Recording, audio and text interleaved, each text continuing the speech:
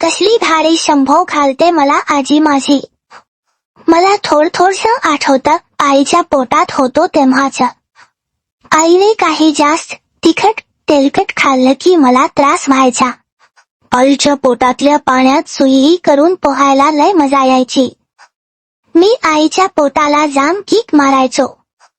मला त्या अंधाऱ्या जागेतून बाहेर पडायचं होतं. एकदा काय झालं, आईने पाणीपुरी खाल्ली भरपूर.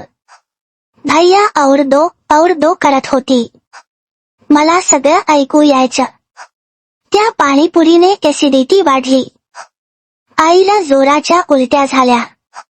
माझी स्थिती वादळात जहाज भरकटत तशी झाली. मी इकडून तिकडे आईच्या पोटात फुटबॉल सारखा रात्रभर उड्या मारत होतो. सकाळी जरा शांत झोपलो. अगदीच गाढ झोपलो.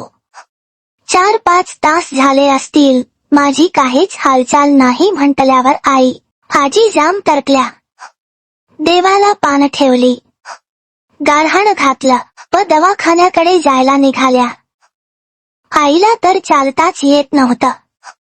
मी म्हंटल, खा अजून पाणीपुरी. नाहीतर काय, तिच्या पाणीपुरीमुळे माझा फुटबॉल झाला ना. थोड्या अंतरावर रिक्षा मिळाली. रिक्षात बसलो. तुम्हाला सांगतो तेवढे खड्डे त्या रस्त्याला. टुनटुन उडायला लागलो मी. खडबडून जागा झालो. दवाखान्याजवळ रिक्षा थांबली. डॉक्टरांनी आईला तपासलं. त्या रिक्षातल्या धक्क्यांमुळे मला जाम स्पीड आला होता की ओ. मी त्या स्पायडरमन सारखा इकडून तिकच्या भिंतीला लटकत होतो. डॉक्टर आजीला म्हणाले, बाळाचे ठोके जाम स्पीडमध्ये पडतायत. डॉक्टर काकांनी त्यांच्या मिसेसला, स्त्रीरोग तज्ज्ञ, बोलवून घेतलं. त्यांच्या पण पोटात बाळ होतं म्हणून डॉक्टर काका तसंच काही अर्जंट असलं तरच त्यांना बोलवायचे. झालं, आईला कसला तरी पाठीमागे नाड्यांचा गाऊन घातला. आजीकडून सिझरची परवानगी घेतली. मी एवढा अशक्त झालेलो की माझ्यात बाहेर यायचं त्राणच राहिलं नव्हतं. तो भोलवाला डॉक्टर आला. त्याने आईच्या कमरेत मोठं इंजेक्शन ठोकलं. हळूहळू आई गाढ झोपली.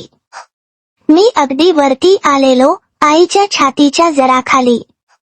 भूलतज्ञ आईच्या डोक्याजवळ उभे होते. भूलतज्ञ आईच्या वरच्या बाजूला व डॉक्टर आईच्या डाव्या बाजूला, वॉर्डबन्य उजव्या बाजूला.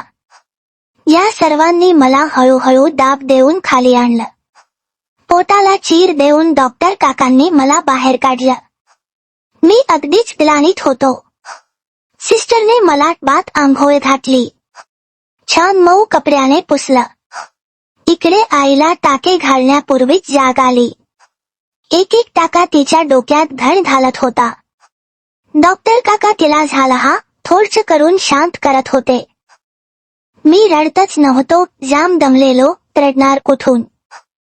मॅडम मला घेऊन बेबी इज नॉट क्राईंग करत इकडून तिकडे फेऱ्या मारत होत्या.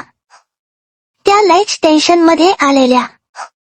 माझ्या इवल्याशा तळव्यांवर टिचक्या मारत होत्या.